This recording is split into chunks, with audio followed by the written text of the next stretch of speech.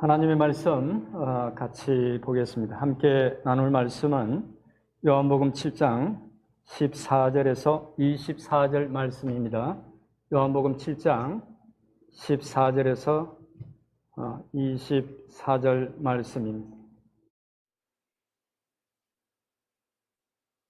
찾으셨으면 제가 받들어 읽겠습니다. 이미 명절의 중간이 되어 예수께서 성전에 올라가사 가르치시니 유대인들이 놀랍게 여겨 이르되 이 사람은 배우지 아니하였거늘 어떻게 그를 아느냐 하니 예수께서 대답하여 이르시되 내 교훈은 내 것이 아니요 나를 보내신 이의 것이니라. 사람이 하나님의 뜻을 행하려 하면 이 교훈이 하나님께로부터 왔는지 내가 스스로 말함인지 알리라. 스스로 말하는 자는 자기 영광만 구하되 보내신 이의 영광을 구하는 자는 참되니 그 속에 불의가 없느니라. 모세가 너희에게 율법을 주지 아니하였느냐? 너희 중에 율법을 지키는 자가 없도다. 너희가 어찌하여 나를 죽이려 하느냐? 우리가 대답하되 당신은 귀신이 들렸도다. 누가 당신을 죽이려 하나이까? 예수께서 대답하여 이르시되 내가 한 가지 일을 행하매 너희가 다 이로 말미암아 이상히 여기는도다. 모세가 너희에게 할례를 행했으니 그러나 할례는 모세에게서 난 것이 아니요 조상들에게서 난 것이라. 그러므로 너희가 안식일에도 사람에게 할례를 행하느니라. 모세의 율법을 범하지 아니하려고 사람이 안식일에도 할례를 받는 일이 있거든. 내가 안식일에 사람의 전신을 건전하게 한 것으로 너희가 내게 노여워하느냐. 같이 읽겠습니다. 외모로 판단하지 말고 공의롭게 판단하라 하시니라. 아멘. 아멘. 제가 잠시 기도하겠습니다. 하나님 아버지 감사합니다. 아버지 하나님, 오늘도 예배로 나아가면서 저희들 주님 말씀 앞에 서게 됩니다. 성령께서 함께 하셔서 말씀을 제 심령 가운데 조명해 주시고 또 이 말씀들이 정말 옥투에 떨어져서 많은 결실을 맺는 그 씨앗처럼 주님 모든 이의 심령 가운데 잘 떨어져서 많은 결실들을 맺는 그런 귀한 말씀 되게 해주시옵소서. 예수님의 이름으로 기도드립니다. 아멘. 지난 주일 예배 말씀으로 우리가 이제 요한복음의 말씀을 계속해서 나누고 있는데 지난 주일은 예수님이 오병이어의 표적을 일으키신 후 가브나움의 한 회당에서 있었던 일을 우리가 살펴보았습니다. 그 회당에서 주님은 자신이 생명의 떡이며 주님의 살을 먹고 피를 마셔야 영생을 갖게 되고 그렇게 주님의 살을 먹고 피를 마신 사람을 주님께서 마지막 날에 다시 살리실 것이라고 말씀하셨습니다. 주님의 그 말씀을 듣고 육신적으로 필요한 것을 이제 얻을 수 있을 것이라고 기대하고 그때까지 주님을 열심히 따라다녔던 그 많은 사람들은 주님 말씀이 어렵다고 수군거리면서 모두 떠나고 12 제자들만 주님께서 너희도 가렸냐 그렇게 물으셨을 때에 영생의 말씀이 주께 있사오니 우리가 누구에게로 가오리까 라고 반문하면서 주님 곁에 남아 있었습니다. 단 12명만 남아 있었던 것이죠. 그 일이 있은 후 얼마 지나지 않아서 오늘 본문 사건이 일어났는데 내용을 살펴보면서 말씀을 통해서 주시는 교훈들을 생각해 보도록 하겠습니다. 앞서 말씀드린 그 사건이 있은 후 유대인 명절인 그 초막절이 다가왔습니다.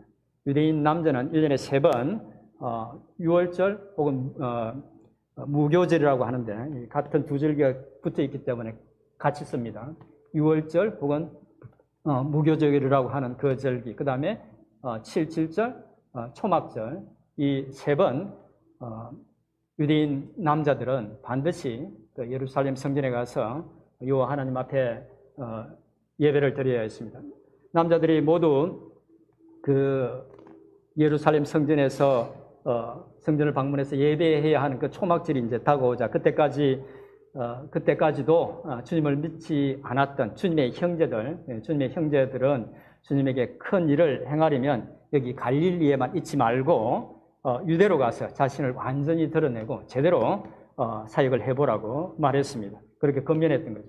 주님은 동생들의 말을 듣고 아직 당신의 때가 이르지 않았기 때문에 이번 명절에는 예루살렘에 가지 않겠다고 말씀하시고 갈릴리에 그대로 머물러 계셨습니다. 주님의 형제들은 그런 주님을 두고 자기들만 예루살렘으로 갔습니다. 한편 예루살렘에서는 유대 종교 지도자들이 예수님이 이번 명절에도 예루살렘에 왔나 해서 찾았습니다. 그들이 주님을 찾았던 이유는 아마 6개월 전 지난 6월절 명절 중에 안식일에 38년 된 병자를 치료했던 일과 주님이 그때 하셨던 말씀 때문에 주님에 대해서 갖고 있던, 그때 죽이려고 했죠, 주님을 갖고 있던 그 적대감 때문이었던 것 같습니다. 그런데 그들 외에도 예루살렘에 그 모인 사람들도, 그때 많은 사람들이 모였는데 그 사람들도 예수님에 대해서 큰 관심을 갖고 또 주님에 대해서 여러 가지 많은 이야기들을 했습니다. 어떤 사람들은 주님을 좋은 사람이라고 그렇게 말했고, 어떤 사람들은 무리를 미혹하는 사람이라고 말했습니다. 그렇게 사람들이 주님에 대한 이야기를 하면서 초막절을 맞이하고 있을 때에 오늘 본문 14절에서 말씀하고 있는 것처럼 주님은 엄밀하게 예루살렘으로 오셨습니다. 주님이 왜 오지 않겠다고 하셨다가 또 나중에 몰래 다시 오셨는지는 그것이 주님의 시간과 관련 있다는 것 외에는 알 수 없지만, 예루살렘에 오신 주님은 성전으로 가셔서 다른 랍비들처럼 가르치기 시작했습니다. 주님이 사람들을 가르치자 유대 종교 지도자들은 주님을 향해서 아니 배우지 않았는데 어떻게 글을 아느냐고 했습니다. 여기서 이제 글을 안다는 말은 단순히 문자를 안다는, 그러니까 글을 읽고 쓸 수 있다는 그런 의미가 아니라 어떻게 성경을 읽고 해석할 수 있느냐는 그런 의미였습니다. 그리고 이 말은 주님이 정식 랍비 교육을 받은 적도 없으면서 그렇게 성경을 가르치고 있다고, 요즘 말로 하면 그러니까 무자격자가 가르치고 있다고 주님을 디스하기 위해서 했던 말이었습니다. 사실 유대인들이 다른 것이 아닌 주님이 받은 훈련과 교육을 문제로 삼았다는 것은 그들이 주님이 가르치시는 그 내용에 대해서는 할 말이 없었거나 혹은 그들의 지식으로는 주님을 도저히 상대할 수 없었다는 그런 의미를 내포하고 있습니다. 만약 주님의 가르침에 어떤 성경적 문제가 있었다면, 그 가르침에 문제가 있었다면 그들은 그것을 찾아내서 집요하게 공격했을 것입니다. 그들이 그렇게 하지 못했다는 것은 주님의 가르침에서 어떤 비성경적인 그런 가르침도 찾을 수 없었다는 그런 의미도 포함되어 있습니다. 실제로 그들은 주님을 시험했다가 말문이 막혔던 적이 몇 번 있었죠. 사람들 앞에서 무한을 당한 적이 몇 번 있었습니다. 아무튼 주님은 랍비로서 받아야 할 훈련을 받지 않았다는 것을 문제 삼는 그 유대인들에게 16절의 말씀을 하십니다. 우리 16절의 말씀을 같이 읽어보겠습니다. 예수께서 대답하여 이르시되 내 교훈은 내 것이 아니요 나를 보내신 이의 것이니라. 아멘. 주님이 가르치시는 교훈이 주님 자신의 것이 아니라 당신을 보내신 분, 즉 하나님의 것이라는 이 말씀은, 랍비들은 사람들로부터 훈련을 받아서 랍비가 되고 또 가르치지만 주님은 하나님으로부터 직접 배우고 들은 것을 가르치고 있다는 것입니다. 그래서 문제될 것이 없을 뿐만 아니라 주님의 가르침은 참된 가르침이라는 것입니다. 그리고 이어서 중요한 17절과 18절에 말씀을 하시는데 우리 같이 읽어보도록 하겠습니다. 시작. 하나님의 뜻을 행하려 하면 이 교훈이 하나님께로부터 왔는지 내가 스스로 말함인지 알리라. 스스로 말하는 자는 자기 영광만 구하되 보내신 이의 영광을 구하는 자는 참되니 그 속에 불의가 없느니라. 아멘. 주님은 종교 지도자들에게 사람이 하나님의 뜻을 행하려는 마음이 있으면, 정말 그런 마음이 조금이라도 있으면 주님이 가르치시는 그 교훈이 주님이 임의로 말하는 것이 아니라 하나님께로부터 왔다는 것을 알 수 있을 것이라고 말씀하죠. 이 말씀은 곧 사람이 진정으로 하나님의 뜻을 구하고 그 뜻대로 살고자 한다면, 그리고 그 마음으로 주님이 가르치시는 교훈을 본다면 주님의 가르침이 자신의 영광을 위한 것이 아니라 하나님의 영광을 구하는 참된 가르침이라는 것을 알 수 있을 것이라는 말입니다. 주님은 이어서 주님을 적대적으로 대하는 그 종교 지도자들의 그 모순적인 태도를 지적하십니다. 크게 두 가지를 지적하는데 먼저 19절 말씀을 우리 같이 한번 보겠습니다. 19절입니다. 시작. 모세가 너희에게 율법을 주지 아니하였느냐? 너희 중에 율법을 지키는 자가 없도다. 너희가 어찌하여 나를 죽이려 하느냐? 주님이 가르치는 내용이 아니라 전문적인 랍비 교육 훈련을 받지 않았다는 이유로 주님의 교훈과 주님에 대해서 불신을 갖게 하려는 유대 종교 지도자들에게 모세의 율법을 철저하게 잘 지킨다고 자부하는 그들에게 정작 10계명의 제6계명 살인하지 말라는 계명을 어기고 있다는 것을 지적합니다. 유대인들이 주님을 죽이려 한다는 것을 주님이 아셨기 때문에 그렇게 말씀하셨던 것입니다. 그러자 모인 무리는 누가 당신을 죽이려 하느냐고 하면서 주님이 귀신 들렸다고 비난했습니다. 아마도 자신들이 그 악한 본심을 들켜서 그렇게 격하게 반응했던 것 같습니다. 주님은 미쳤다고 비난하면서 자신들의 의도를 감추려는 그들에게 부인할 수 없는 사실로 그들의 또 다른 모순을 지적하십니다. 우선 21절을 같이 읽어보겠습니다. 21절입니다. 시작. 대답하여 이르시되 내가 한 가지 일을 행하매 너희가 다 이로 말미암아 이상히 여기는도다. 이 말씀에서 주님이 행하신 한 가지 일은 일반적으로 그 5장에 기록된 그 38년 된 병자를 안식일에 치유한 사건을 가리키는 것으로 봅니다. 물론 이 말은 주님이 안식일에 그 여러 가지 질병을 치료하고 귀신을 쫓아내고 장애인을 치료했던 그 선한 일을 통칭하는 것일 수도 있습니다.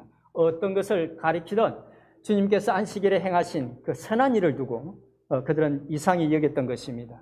유대인들은 주님이 행하신 일이 결코 아무나 할 수 없죠. 귀신을 쫓는다든지 사람을 병든자를 치료한다든지 하는 그런 일을 절대 할 수 없는 일입니다. 근데 아무나 할 수 없는 그 특별한 일이라는 것이나 혹은 그런 일들이 사람을 살리고 온전하게 하는 선한 일이라는 것에는 전혀 관심이 없고 단지 그런 일을 안식일에 했다는 이유로 받아들이지 않았습니다. 주님을 비난했습니다. 그런 그들에게 주님은 이어서 23절에서 그들의 모순을 정확하게 지적하시는데 23절을 같이 읽어보겠습니다. 시작. 범하지 아니하려고 사람이 안식일에도 할례를 받는 일이 있거든 내가 안식일에 사람의 전신을 건전하게 한 것으로 너희가 내게 노여워하느냐. 아멘. 할례는 창세기에서 하나님이 이스라엘의 조상 아브람과 언약을 맺으시고 언약의 정표로 명령하신 것으로 사내 아이는 태어난 지 8일 만에 반드시 받아야 하는 의식이었습니다. 그런데 유대인들은 사내 아이가 태어난 지 8일째가 되는 날이 안식일이라 할지라도 할례를 행했습니다. 안식일에는 일을 하지 말아야 하는데 하나님이 조상들에게 명령하신 일이라는 이유로 또 일이라고도 할 수 있는 바로 그 할례를 율법의 예외로 허용했던 것입니다. 하지만 하나님께서 사람을 사랑하라고 명령하셨음에도 10계명에서 그렇게 말씀하셨죠. 10계명에서 1계명부터 4계명까지는 하나님을 사랑하라는 그런 계명이고 또 5계명부터 마지막 10계명까지는 사람을 사랑하라는 그런 계명이죠. 유대인들도 그것을 정확하게 알고 있었는데 그런데 그들은 그 할례는 허용하면서 정말 치유가 필요한 사람에게 하나님이 주님이 자비를 베푸시는 치료하시는 그 선한 일은 예외로 허용하지 않았던 것입니다. 안식일을 범하는 것으로 생각하고 비난했죠. 그들은 안식일에 할례를 행하는 일은 예외로 하면서 안식일에 병든 사람을 불쌍히 여겨서 전신을 치료하는 그 선한 일은 용납하지 않고 오히려 안식일을 범했다는 이유로 분노하고 또 비난하는 그런 모순적인 태도를 보였던 것입니다. 그리고 주님은 바로 그런 모순적인 태도를 지적했던 것이죠. 마지막으로 그런 유대인들에게 주님은 24절의 말씀을 하셨습니다. 24절 같이 읽어보겠습니다. 시작. 판단하지 말고 공의롭게 판단하라 하시니라. 아멘. 주님은 주님이 갈릴리 촌 출신이라는 것과 정식 랍비 교육을 받지 않았던 이유로 그러니까 외적인 그런 부분만으로 주님의 가르침에 대한 신뢰성을 떨어뜨리는 그들에게 겉만 보고 판단하지 말라고, 그리고 하나님 앞에서 무엇이 옳은지를 생각하고 공의롭게 판단하라고 말씀하셨던 것입니다. 외모로 판단하지 말라는 주님의 말씀은 사실 그들이 주님을 대하는 그 태도에 대한 지적일 뿐만 아니라 자신들의 내면은 살피지 않고 늘 외적인 것만 추구하는 그들의 윗선적인 삶에 대한 삶의 태도에 대한 지적이기도 했습니다. 사실 주님은 여러 번 그들의 윗선적인 태도를 지적했습니다. 주님이 종교 지도자들 중 대표적인 바리새인들의 윗선적인 모습에 대해서 말씀하신 것이 있는데, 마태복음 23장 5절 말씀을 우리 같이 한번 읽어보도록 하겠습니다. 마태복음 23장 5절 말씀입니다. 시작. 사람에게 보이고자 하나니 곧 그 경문띠를 넓게 하며 옷수를 길게 하고 잔치에, 계속해서 읽겠습니다. 잔치에, 거기까지입니까? 오케이. 예, 제가 중간에 말씀을 더 붙여야 되는데, 다시 읽어드리겠습니다. 그들은 모든 행위를 사람에게 보이고자 하나니 곧 경문띠를 넓게 하며, 아주 화려하게 보이게 옷수를 길게 하고 잔치의 윗자리와 해당의 높은 자리와 시장에서 문안받는 것과 사람에게 랍비라 칭함 받는 것을 좋아하느니라. 또 주님이 기도에 대해서 가르치실 때에 그 바리새인들의 외식적인 그런 모습에 대해서도 하셨던 그런 말씀이 있습니다. 마태복음 6장 5절 말씀도 우리 같이 한번 읽어보겠습니다. 6장 5절입니다. 시작. 외식하는 자와 같이 하지 말라. 그들은 사람에게 보이려고 회당과 큰 거리 어귀에 서서 기도하기를 좋아하느니라. 유대 종교 지도자들은 주님이 책망하고 경계하셨듯이 사람들로부터 칭찬과 존경을 받기를 좋아했고, 그래서 늘 겉으로 보이는 모습을 좋게 하기 위해서 애를 썼습니다. 그리고 자신들이 늘 그렇게 외적인 부분에만 관심을 가졌기 때문에 그들은 다른 사람들을 판단할 때에도 그런 외적인 부분만 보고 겉모습만 보고 판단했던 것입니다. 그래서 주님은 그들에게 외모로 판단하지 말라고, 공의롭게 판단하라고 충고했던 것이죠. 사실 주님은 그들의 가장 뼈아픈 부분을 지적했던 것입니다.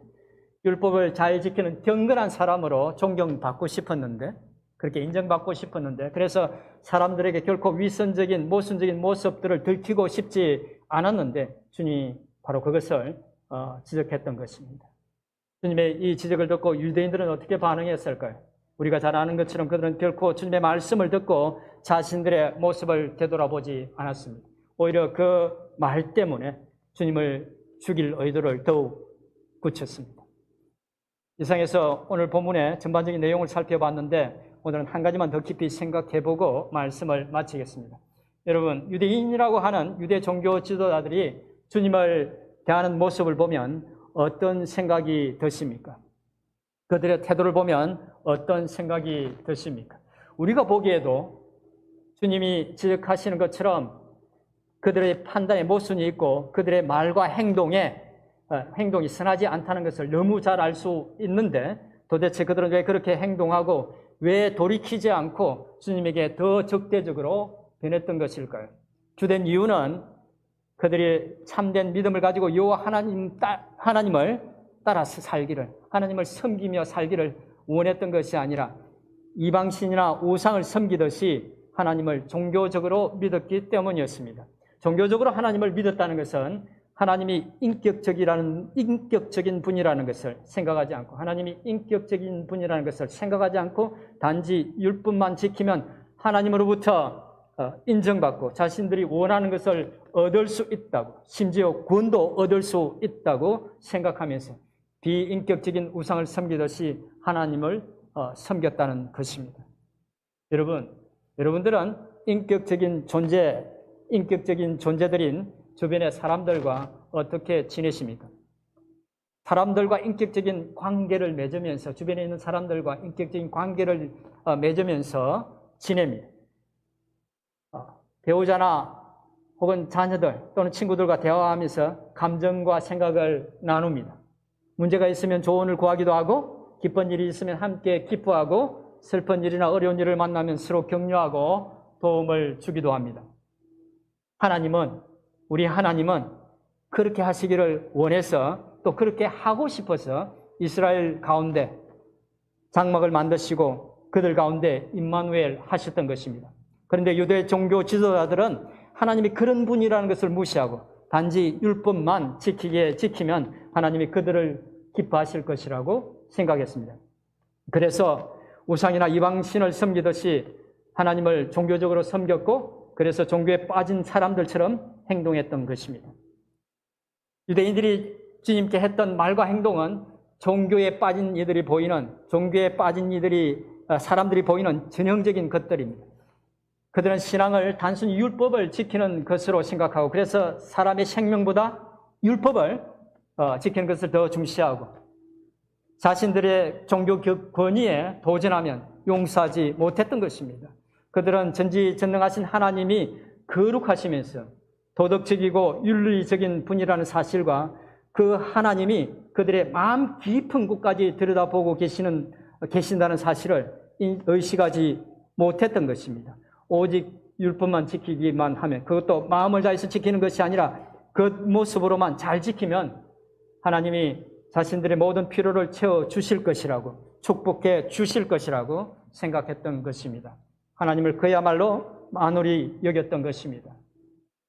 그들은 성경에 대한 많은 지식이 있었지만 하나님의 뜻을 알기 위해서가 아니라 그것으로 사람들로부터 인정받고, 또 그들 위에 군림할 수 있는 근거를 마련하기 위해서 성경에 대한 지식을 쌓아갔습니다. 그들은 하나님을 잘 섬기는 척하면서 지위와 권력을 이용해서 육신적인 욕심을 채웠습니다. 주님은 그런 그들을 돈을 사랑하는 사람이라고 책망했습니다. 썩어질 양식을 위해서 일했던 것이죠. 그러다 보니 정작 메시아가 그들 눈앞에 와서 서 있어도 알아보지 못했던 것입니다.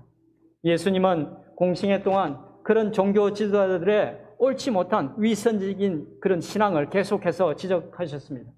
하지만 그들은 돌이키지 않았고, 끝내는 주님을 십자가에 못 박으면서 자신들은 하나님 앞에서 의로운 일을 했다고 믿었습니다. 우리는 이런 종교적인 신앙을 경계해야 합니다. 그렇지 않으면 유대 종교 지도자들처럼 될 수 있습니다. 우리 마음속에는 아직도 죄성이 가득해서 복음에 의한 기독교 신앙을 세상의 한 종교처럼 만들어버립니다. 그렇게 되면 유대인들처럼 하나님과 깊은 인격적인 관계를 유지하기 위해서 자신의 신앙 양심이나 내면을 깊이 살필 그런 필요들을 느끼지 못하게 됩니다. 또 그렇게 종교적으로 하나님을 믿게 되면 하나님의 은혜보다 자신의 신앙적인 열심이 더 중요하다고 생각하고, 바로 그런 생각 때문에 자신만큼 열심히 신앙생활을 하지 않는 사람들을 쉽게 정죄하고 판단합니다. 주님이 피로 값주고 산 영혼들에게 정죄하고 판단하는 말을 해서 심각한 상처를 입히고도 아무렇지도 않게 생각합니다. 오히려 자신은 열심히 신앙생활을 하고 있기 때문에 그럴 자격이 있다고 생각합니다. 이런 종교적인 신앙을 가진 사람들이 많으면 교회는 아주 힘들어집니다. 사랑하는 성도 여러분, 우리는 예수 그리스도의 보배로운 피에 빚진 자들입니다. 아멘. 우리는 주님의 십자가에 빚진 자들입니다. 어느 누구도 자격이 있어서 공로가 충분해서 구원을 받은 자들이 아닙니다. 우리는 오직 하나님의 은혜로, 주님의 사랑으로 구원을 받은 사람들입니다. 하나님 앞에서 아무것도 자랑할 것이 없는 존재입니다. 에베소서 2장 1절에서 말씀하고 있는 것처럼 우리는 이미 허물과 죄로 죽었던 사람들이었습니다.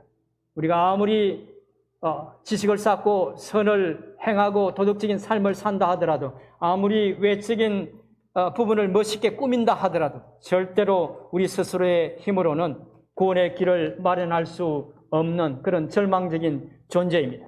죽어가는 것이 아니라 죄로 완전히 죽었던 그런 존재였습니다. 그런 우리를 하나님의 은혜로, 주님의 사랑으로 살려주셨습니다. 우리는 이 사실을 절대로 잊으면 안 됩니다. 이 사실을 잊는 순간 유대인들처럼 참 신자가 아니라 종교인이 되고 맙니다. 그렇게 되면 겉모습은 그럴듯해 보일지 모르지만 하나님이 주시는 참된 기쁨과 평강을 누릴 수 없습니다. 하나님과 함께하는 은혜를 누리지 못합니다. 무엇보다 하나님을 위해서 했던 그 많은 수고들이 헛된 것이 될 수도 있습니다. 그런 신앙적인 오류에 빠지지 않으려면 우리 자신이 얼마나 소망 없는 자였는지, 그리고 그런 우리에게 베풀어 주신 하나님의 은혜가 얼마나 큰지를 기억해야 합니다. 이것을 분명하게 기억하심으로 하나님 앞에서 바른 신앙을 갖고 주님이 주시는 모든 영적인 축복을 풍성히 누리는 여러분 되시기를 축원드립니다. 이제 말씀을 정리하겠습니다. 오늘은 예수님께서 초막절에 예루살렘 성전으로 올라가셔서 사람들을 가르치시던 중에 유대인들과 만나서 나누었던 대화를 살펴보았습니다. 주님은 주님의 그 외적인 조건들을 언급하면서 판단하고 비하하는 그 유대의 종교 지도자들에게 사람을 외모로 판단하지 말고 공의롭게 판단하라고 말씀하셨습니다. 주님의 이 말씀은 우리도 역시 기억해야 할 중요한 말씀입니다. 교회 안에서 서로를 대할 때 주님이 말씀하신 것처럼 어떤 사람이든지 그 사람이 가진 외적인 조건으로 판단하지 말고 우리 자신과 같이 주님, 그 사람도 주님이 보배로운 피로 값주고 사신 소중한 생명이라는 사실을 기억하고 주의 사랑으로 사랑하고 섬겨야 할 것입니다. 또 유대 종교 지도자들처럼 하나님을 종교적으로 섬기지 말고 천하고 부족한 우리를 살리기 위해서 독생자까지도 내어주신 하나님을 진심으로 사랑하고 인격적으로 섬겨야 할 것입니다. 그런 참된 믿음의 사람 될 수 있기를 축원드립니다. 이 시간 주신 말씀을 생각하면서 2, 3분 정도 통성으로 기도하겠습니다. 하나님 아버지 감사합니다. 아버지 하나님 소망 있는 자들이 그 승리를 보여주실 수가 없습니다.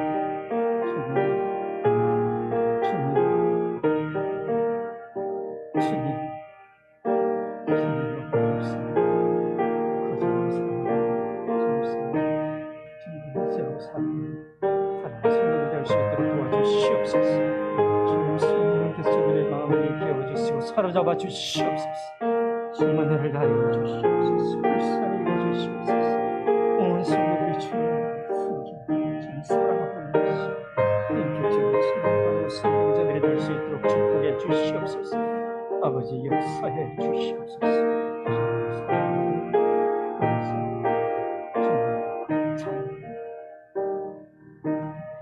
주님 오늘도 말씀으로 저에게 교훈해 주셔서 감사합니다. 외적인 것에 온 마음이 빼앗겨서 영원한 것을 놓치고 심지어 눈앞에 있는 메시아도 알아보지 못한 유대인들처럼 되지 않도록 제 영의 눈과 귀를 열어주시고 참된 믿음을 갖고 주님과 깊은 교제 속에서 주님과 동행하는 저희들이 되게 주옵소서. 예수님의 이름으로 기도드립니다. 아멘. 아멘.